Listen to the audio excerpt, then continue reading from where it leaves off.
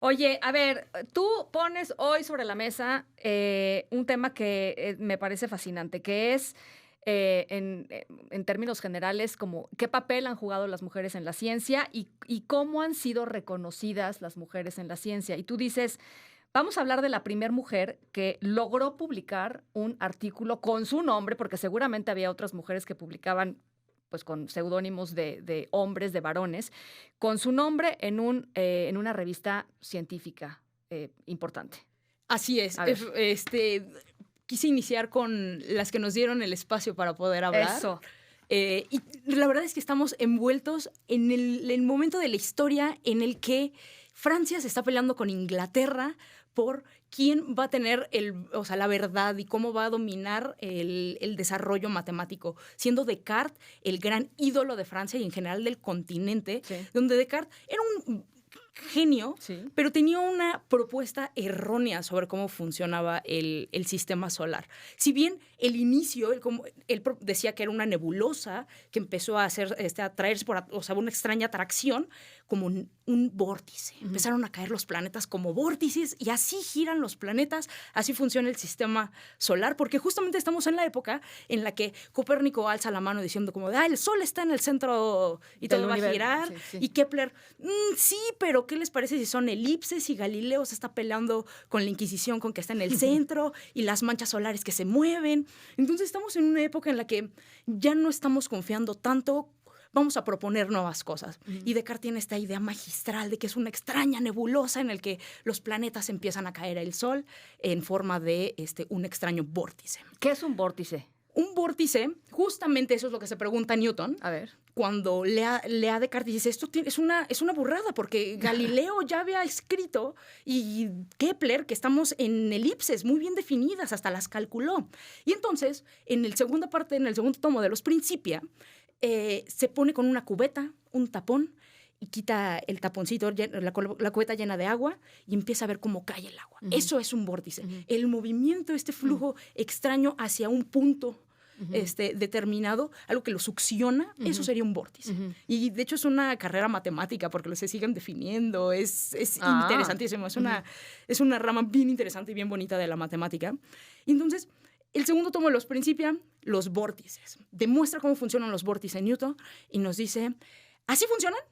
Lo que está proponiendo Descartes está mal, ergo lo que está diciendo Descartes está mal. ¿Para qué? Para que en el tercer tomo de los Principia nos diga, así funciona la atracción gravitacional del universo, la ley gravitacional de Newton, en el que todos nos estamos atrayendo con todos en una extraña orgía cósmica acá. Bien extraña. Solo a Newton se le hubiera podido ocurrir eso. Y Francia no quería aceptar eso. Francia no le interesaba. ¿Por qué? Porque era una extraña idea de la isla. Y aquí es cuando entra la grandiosa Émilie du Châtelet. A ver. Una hija de un funcionario del Parlamento de Luis XIV. Entonces, su hija muestra grandes dotes Educada, para aprender. o sea, hay que decir, de entrada, educada, porque en estas épocas las mujeres, pues yo creo que llegaban a nada, ¿no? Quizá las clases altas a leer y a escribir, pero en contadas ocasiones y para lo básico, ¿no? No para desarrollar ningún tipo de carrera de nada, ¿no? Efectivamente, y cuando desde muy niña empieza a mostrar dotes de aprender varios idiomas, matemática, entonces el papá dice, enséñenle igual que a los varones. Y así aprende Emily, hasta que llega el momento de irse a la universidad, un momento donde las mujeres no podían ese tipo de estudios, y entonces se dedica a apostar. Era muy buena en matemática, entonces se dedica a entrarle, o sea, a la la lana, apuesta. así le pongo 5 francos a tal. Efectivamente, y Ajá. como era muy inteligente, ganaba mucho para pagarle a tutores para que le enseñaran Ay, matemática, guau. porque ella le que interesaba bastante, sobre todo, estamos en un contexto histórico en el que se está desarrollando el cálculo, es decir, el humano por primera vez puede predecir. Dejamos atrás esta ciencia descriptiva, que todas las ciencias lo estaban haciendo, ahí está Galileo, en donde lanzamos la piedrita y llega a tal lugar, pero ¿y si rebota? No, ni le preguntes a Galileo porque no tiene ni idea. Con el cálculo podemos empezar a saber a dónde va a llegar, y no solo eso, sino también de dónde viene. Sí. Por eso es que el gran Newton en el que podemos llegar a Marte con esa ecuación. ¿Por qué? Porque podemos predecir todo. Y entonces estamos justamente en esta época en la que se está peleando la gente de sí, no, vamos a pelear a los grandes genios, ¿no?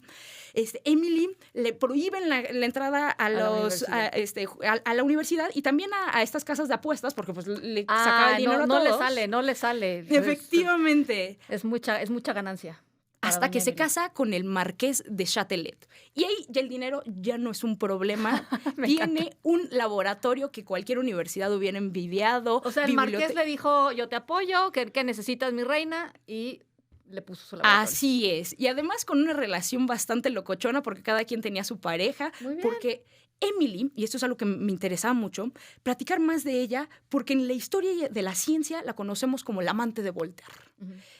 Voltaire lo conoce en 1733 y se convertirá en su alma gemela.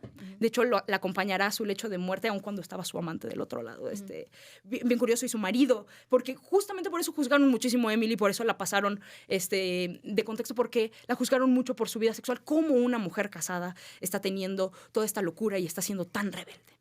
Pero bueno, se casa con el marqués, tiene una biblioteca enorme y entonces empieza a tener dinero para pagarle a los tutores que quería, entre ellos los Bernoulli. Entonces empieza a traer estas ideas de la Real Sociedad, que es de Inglaterra, y ella empezará a decir, es que lo que están diciendo estos güeyes de Descartes no es verdad, o sea, no tiene sentido cómo que estamos atrayéndonos en estos vórtices cuando ya lo está explicando Newton.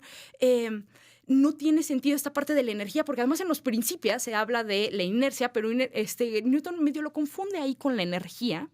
Y ella hizo experimentos y se dio cuenta de que la velocidad de las partículas no tiene nada que ver con la energía. El choque va a ser mucho más intenso. Da la ecuacioncita, y la ecuacioncita que nos obligan en la secundaria a aprendernos la energía cinética es la propuesta que da Emily du Châtelet. Entonces, ella corrige los principios de Newton, brutal, viene con estas ideas de vamos a quitar a Descartes y vamos a empezar a hacer experimentos duros y chonchos para probar que lo que está diciendo Newton es verdad, no es solamente matemática al azar, sino que se puede demostrar, y es esta parte de la matemática nos va a empezar nos da el permiso de describir. Y es lo que se estaba negando en esa época. Entonces, que una mujer nos diga, vamos a describir cosas y vamos a romper con la matemática y Descartes estaba mal y todo lo que estamos haciendo está mal. ¿Por qué? Porque ya tenemos una nueva manera de explicar el mundo. Se vuelve una locura. Y cuéntanos, ¿cómo es que terminó por publicar un artículo y con su nombre? Porque eso es lo que es relevante. Ok, sí, perdón. Y entonces, con Voltaire se ponen a trabajar en muchísimas cosas y ahí es cuando se dan cuenta de que hay un concurso. Los 3 artículos más interesantes serán publicados acerca de explicar algo. Y ellos deciden dar la primer demostración desde los griegos de que el fuego no es una sustancia material. Eso lo proponen los griegos y nadie lo había refutado, nadie se le había querido meter porque el fuego es muy complicado. Tanto que actualmente tenemos experimentos en la Estación Espacial Internacional del Fuego porque no lo comprendemos. Ellos son los primeros en decir, la demostración es que no sabemos qué es, pero definitivamente no es algo único, no es esta extraña sustancia éter material que no podemos recrear. Claro que lo podemos recrear. ¿Por qué? Porque con experimentos lo estamos mostrando. Tristemente gana nada más el tercer lugar. El primer lugar se lo llevará un tal Leonard Euler, pero ganan el derecho a ser publicados y así es como Emily du Châtelet junto con Voltaire. Entonces Emily se convierte en la primer mujer en tener un artículo científico publicado con su nombre. Ay, qué buena historia nos acabas de contar. Muchos conceptos que espero que nos vayas después explicando poco a poco, pero por lo pronto creo que era importante esto, conocer su nombre, conocer su historia y entender cómo es que fue, a ver, abriendo paso, porque ese es el punto, va abriendo paso para que otras mujeres digan, oye, ella lo hizo, pues vamos transitando hacia hacerlo también, ¿no? Que creo que es importantísimo. Efectivamente, de hecho, ella antes de morir, cuando se encuentra embarazada a los 40 años, dice, me voy a ir. me voy a ir, en 1700 estar embarazada a esta edad no se puede. Entonces, ¿Y se murió de eso? Sí, de hecho, a los 6 días qué del horror. parto. Y entonces Dios. toda su energía del embarazo se lo dedica a traducir los Principia de Newton. Y como dato curioso, es la primer y única traducción al francés que se le hace a los Principia de Newton, porque no se necesita otra traducción. Lo hizo tan bien y además hace un tips al lector de cómo entender al complicado de Newton. Es una chulada de libro y es la única traducción de un libro tan importante. En español tenemos 4 o 5 traducciones de los Principia. En francés solo necesitaron la de Anda, Emily. eso está buenísimo, es un buen dato. ¿Te pueden seguir en @ajo en el ojo? Efectivamente, en todas mis redes sociales, Fernanda Torres, @ajo en el ojo.